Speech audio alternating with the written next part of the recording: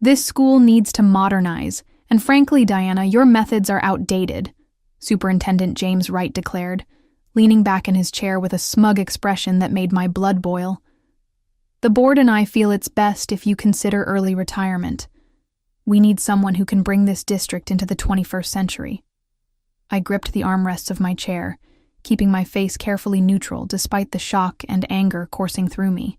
After 20 years as principal of Westlake High School in Portland, Oregon, I was being pushed out by a superintendent who'd been in the district for less than 6 months.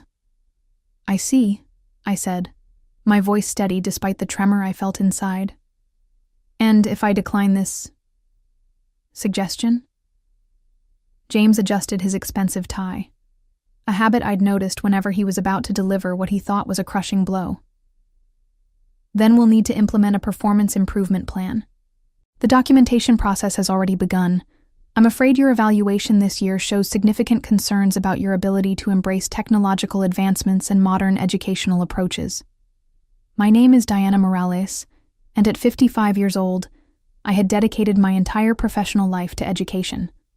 I started as an English teacher, worked my way up to department head, then vice principal, and finally principal of Westlake High. Under my leadership, our graduation rates climbed from 76% to 94%, and over 80% of our students continued to higher education. I prided myself on knowing every student's name and something about their circumstances. My door was always open to students, teachers, and parents alike. But apparently, all that counted for nothing in the eyes of Superintendent Wright, who seemed determined to make his mark by implementing flashy tech initiatives and restructuring the entire district in his image. I'll need time to consider my options, I replied, rising from the chair. I refused to give him the satisfaction of seeing how deeply his words had wounded me. Of course, he said with a condescending smile. Take the weekend. But I'll need your decision by Monday morning. The board is eager to move forward with our plans for Westlake. As I left his office, I noticed Nancy, his assistant, avoiding my eyes. She had been with the district even longer than I had, and I wondered if she was next on his chopping block. Walking to my car, I felt a strange mix of emotions, anger, disbelief, but also an unexpected feeling of potential freedom. For 2 decades, I had put Westlake first, often at the expense of my personal life. Maybe this forced retirement could be an opportunity rather than an ending. Little did James Wright know, but his dismissive attitude toward my experience and accomplishments would come back to haunt him in ways neither of us could imagine. This wasn't the end of my story. It was just the beginning of a new chapter. I spent the weekend in a daze, alternating between rage and despair. My husband, Miguel, listened patiently as I vented my frustrations, his calm presence anchoring me when I felt adrift. "You've given that school your heart and soul, Diana," he said on Sunday evening as we sat on our back porch, watching the sunset paint the sky in brilliant oranges and pinks. "Maybe it's time to think about what you want, not what Westlake needs." Miguel had retired from his engineering job 2 years earlier and had been gently suggesting I consider doing the same. We had dreams of traveling, visiting our daughter in Spain, and spending more time with our grandchildren. But I had always brushed these suggestions aside, convinced the school still needed me. "I'm not ready to be put out to pasture," I replied, the bitterness in my voice surprising even me. "I still have so much to contribute." "No one said anything about pasture," Miguel chuckled, reaching for my hand. "But maybe there are other ways to contribute that don't involve dealing with bureaucrats like Wright." The next morning, I arrived at Superintendent Wright's office 10 minutes early, dressed in my most professional outfit, a navy blue suit I reserved for board meetings and parent conferences. I wanted to face this moment with dignity. "Have you made your decision?" James asked without preamble, not even offering me a seat. "Yes," I replied, standing tall. "I'll accept the early retirement package." A flash of surprise crossed his face, quickly replaced by satisfaction. Clearly, he had expected more resistance. "Excellent. Human Resources will contact you with the paperwork. We'll announce your retirement at the end of the month. You can use the time until then to tie up loose ends." "I'd like to tell my staff personally," I said, keeping my voice steady. "Of course," he replied dismissively. "The district appreciates your years of service, Diana." The words sounded hollow, a perfunctory acknowledgement of 2 decades of dedication. But I simply nodded, turned, and walked out, my head held high. The next few weeks passed in a blur of paperwork, tearful goodbyes, and cleaning out my office. The staff organized a retirement party, where teachers shared stories of our years together. Many students, past and present, came to wish me well. Their genuine affection and appreciation meant more to me than any formal recognition from the district ever could. I left Westlake High School without fanfare on a Friday afternoon, carrying a box of mementos and leaving behind a career that had defined me for so long. As I drove away from the campus for the last time as principal, I felt both a crushing sense of loss and a strange, unfamiliar lightness.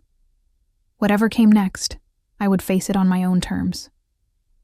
3 months into my retirement, I was restless. Miguel and I had taken a 2-week trip to Spain to visit our daughter, Elena, and her family. The break had been wonderful, but upon returning home, I found myself adrift. I volunteered at the local library, took up gardening, and even tried painting, a hobby I'd abandoned decades ago.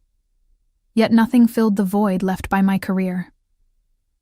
One rainy Tuesday morning in October, I received an unexpected call from Dr. Catherine Jimenez, Commissioner of the State Education Board.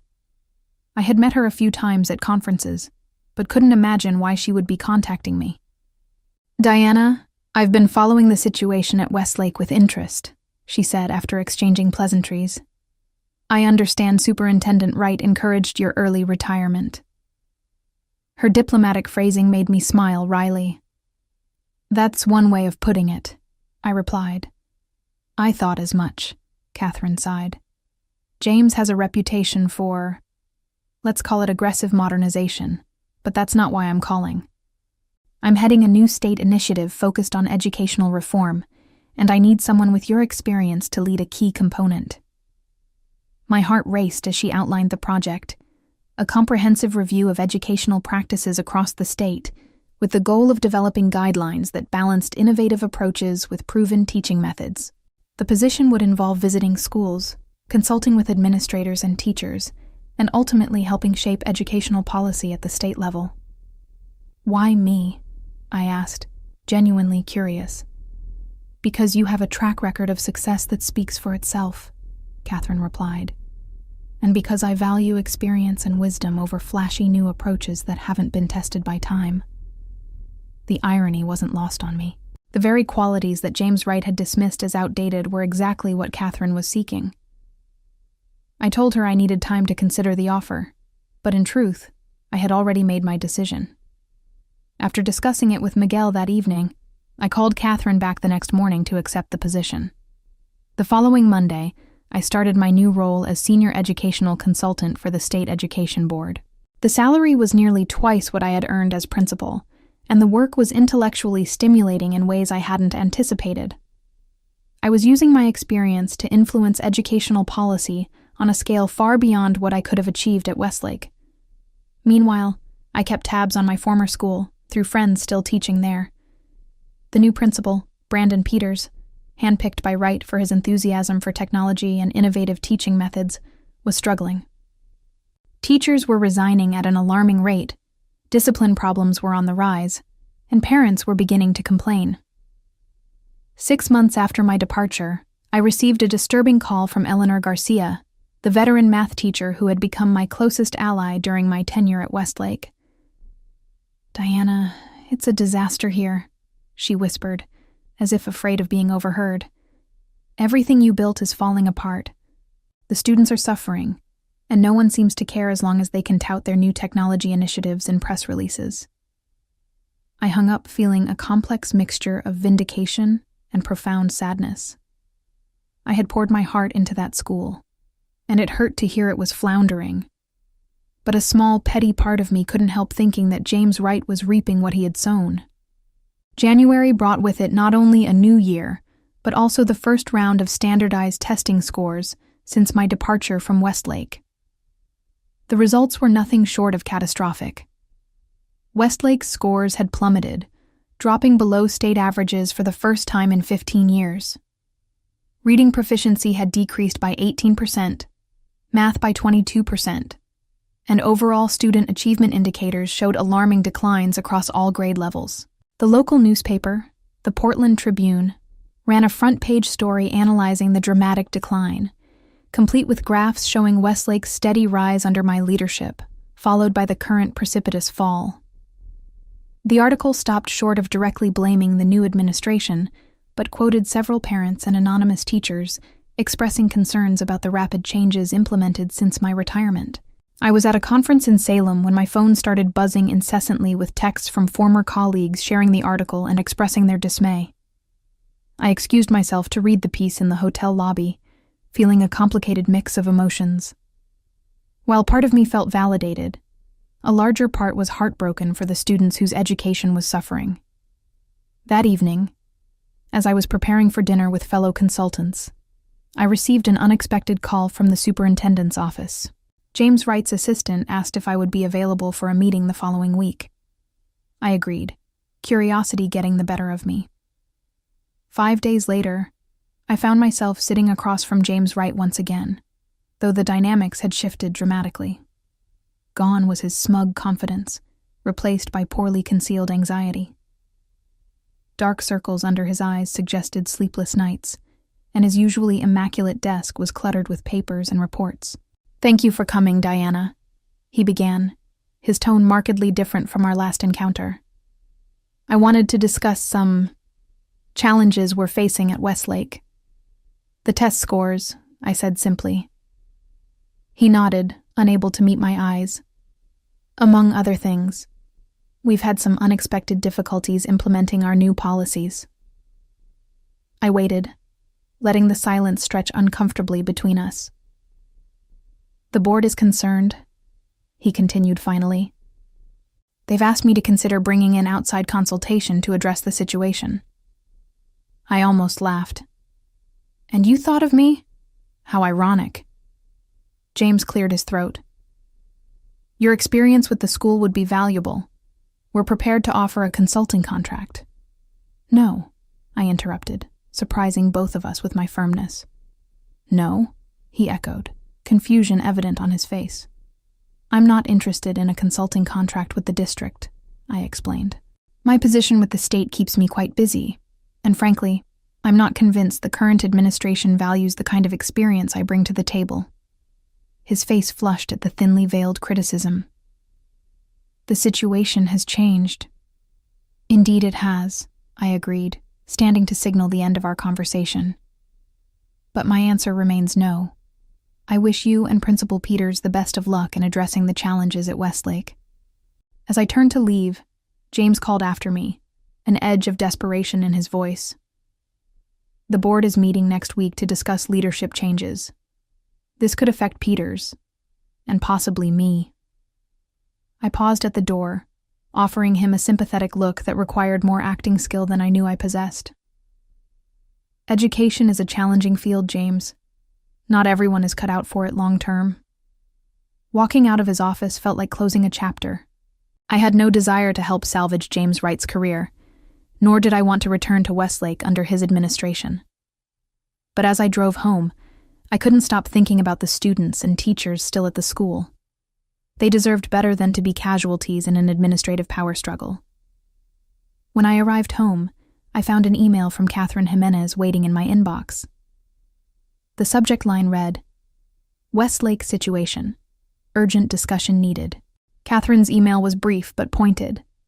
The State Education Board was considering intervention at Westlake due to the alarming decline in performance metrics. She wanted to meet with me before making any decisions, given my history with the school. I replied immediately, agreeing to a breakfast meeting the following morning. That night, I tossed and turned, my mind racing with thoughts of Westlake. Beside me, Miguel stirred. "Can't sleep?" he asked, his voice thick with drowsiness. "Just thinking about Westlake," I admitted. I don't want to get pulled back into that situation, but I keep thinking about the students. Miguel propped himself up on one elbow. You've always put the students first, Diana. That's what made you an exceptional principal. Whatever you decide, I know it'll come from that place. His words settled something within me, and I finally drifted off to sleep with a clearer sense of purpose. The next morning, over coffee and croissants at a quiet cafe, Catherine laid out the state's concerns about Westlake in stark terms. The board is considering designating Westlake as a school in crisis, which would trigger mandatory state intervention, she explained. Given your intimate knowledge of the school and your current role with us, I wanted your input before we proceed. I considered my words carefully. What would this intervention entail? A complete review of administrative practices, curriculum implementation, and teacher support systems.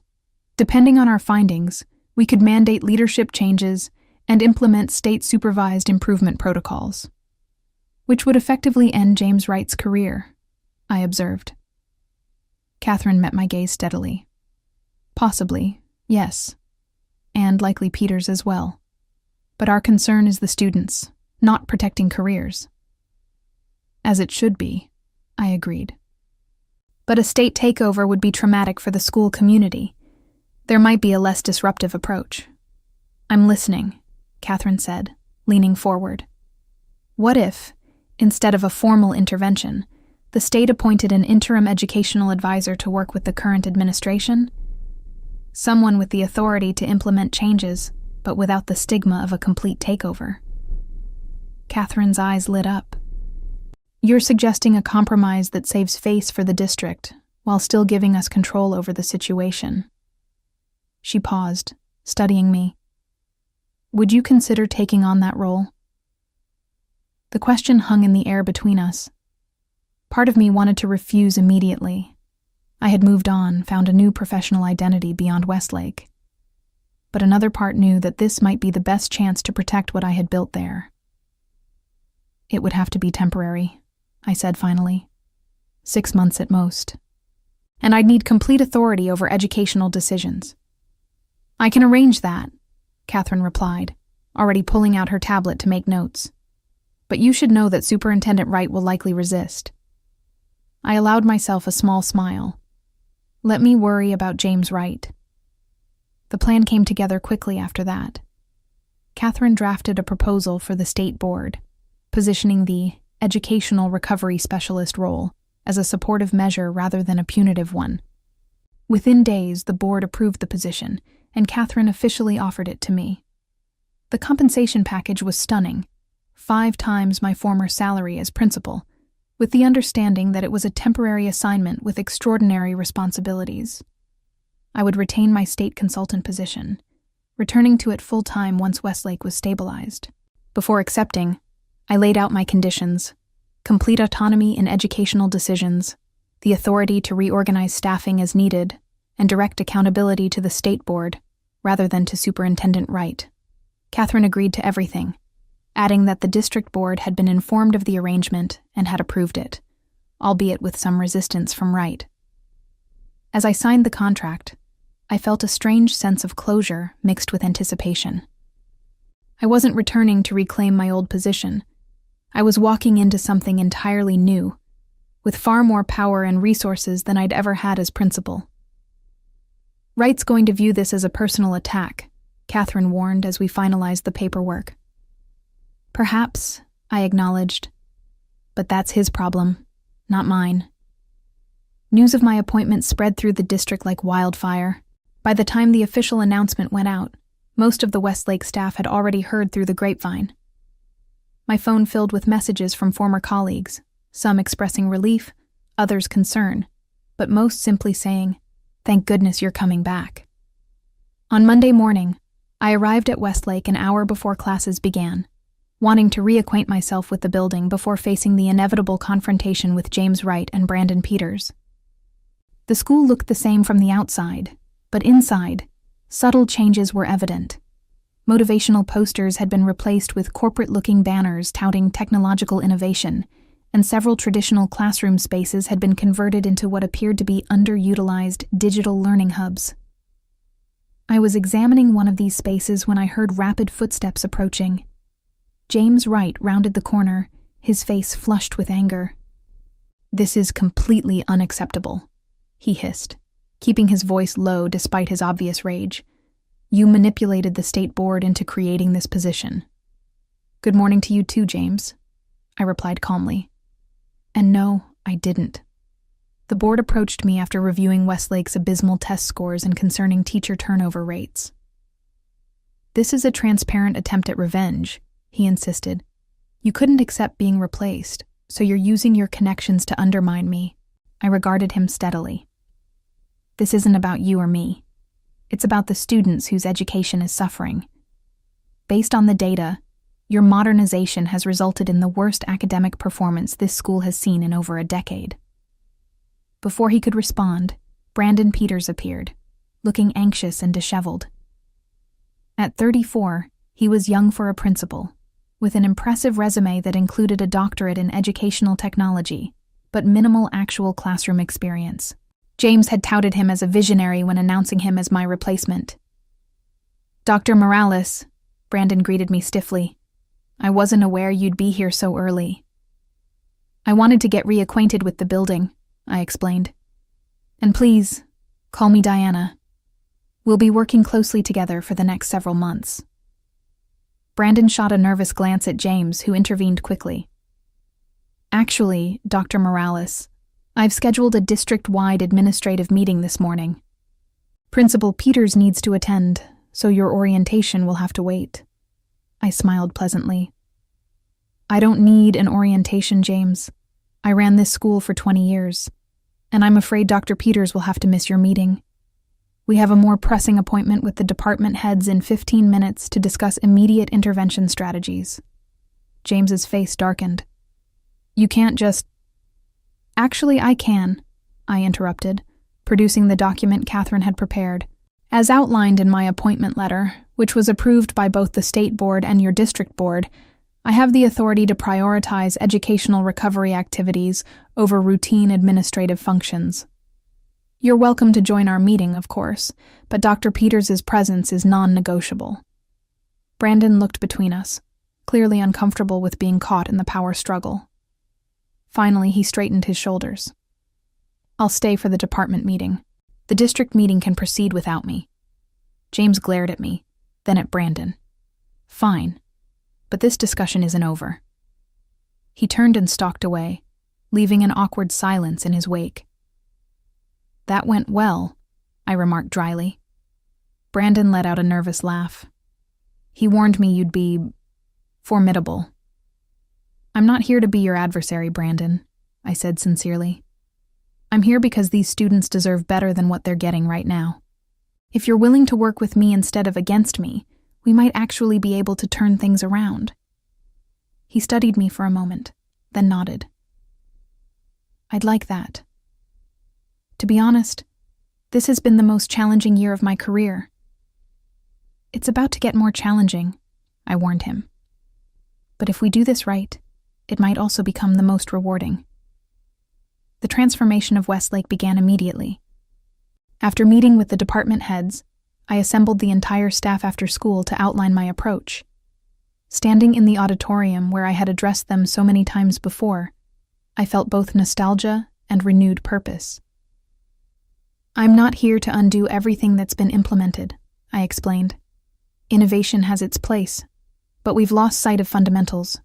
Starting tomorrow, we're going back to basics while thoughtfully integrating technology where it genuinely enhances learning, not replaces effective teaching." The relief on many faces was palpable. Though some of James's loyalists looked skeptical, most of the faculty seemed ready to embrace a more balanced approach. Over the next few weeks, I systematically evaluated every new initiative implemented under Brandon's leadership. Some were worth keeping with modifications, but many were clearly hindering rather than helping. The paperless classroom mandate had left students without crucial reference materials. The reduction in direct instruction time in favor of self-guided digital exploration had created significant knowledge gaps. The elimination of traditional reading assignments in English classes had led to plummeting literacy rates. Brandon, to his credit, proved more open to change than I had anticipated. As we reviewed the data together, he acknowledged the flaws in his approach. "I was so focused on innovation that I lost sight of effectiveness," he admitted during one of our daily briefings. James was pushing for visible changes to showcase to the board, and I wanted to impress him. "Innovation without purpose is just disruption," I replied. "But you have good instincts when you're not trying to please others." By the end of the first month, we had reinstated core instructional practices while keeping the best elements of the new programs. Teachers reported feeling supported again, and students were responding positively to the more structured environment. James, meanwhile, was conspicuously absent from Westlake, choosing to communicate through terse emails rather than face me directly. But I knew the confrontation was coming as the end of the quarter approached, and the board would expect a progress report. The quarterly board meeting was held in the district's central office, a modern building that always felt oddly sterile to me. I arrived early, prepared with comprehensive data showing the initial impact of our interventions. Though it had only been 8 weeks, we were already seeing improvements in attendance, classroom engagement, and preliminary assessment scores. James entered the boardroom minutes before the meeting was scheduled to begin, flanked by 2 district administrators I recognized as his closest allies. He nodded curtly in my direction, but took a seat as far from me as possible. As the meeting began, Board President Olivia Thompson called on James to provide his quarterly district update. He spent 20 minutes highlighting achievements from other schools in the district, mentioning Westlake only in passing as undergoing state-mandated review. His omission was glaring, but not unexpected. When my turn came, I presented a detailed analysis of Westlake's situation, the factors that had led to the decline, the specific interventions we had implemented, and the measurable improvements already taking place. I was careful to frame everything in terms of student outcomes rather than administrative failures. In just 2 months, we're seeing a 12% increase in daily completed assignments, a 15% decrease in behavioral incidents, and significant gains in our weekly assessment metrics, I explained, displaying the graphs on the boardroom screen. Teachers report higher job satisfaction, and parent complaints have decreased by more than half. Board members leaned forward, clearly impressed by the data. James shifted uncomfortably in his seat as I continued. None of this required expensive technology or radical restructuring, I concluded. Simply a return to proven educational practices, thoughtfully combined with appropriate technological tools. Our students are responding because they once again have the structure and support they need to succeed. When I finished, the boardroom erupted in questions. Not hostile ones, but genuine inquiries about the specifics of our approach. As I addressed each one, I could see James growing increasingly agitated, his carefully constructed narrative about outdated methods crumbling before his eyes. The final blow came when Olivia Thompson asked directly, "Superintendent Wright, given these results, do you plan to implement similar approaches in other struggling schools in the district?" James had no choice but to acknowledge the success. "We're evaluating the data to determine which elements might be applicable district-wide," he managed, his voice strained. As the meeting adjourned, several board members approached me to express their appreciation for my candid assessment and impressive results. James slipped out without speaking to anyone, his defeat evident in his hurried departure. I hadn't sought to humiliate him publicly, but the contrast between his evasive report and my data-driven presentation couldn't have been clearer. In the end, the students' success was a more effective revenge than any confrontation could have been.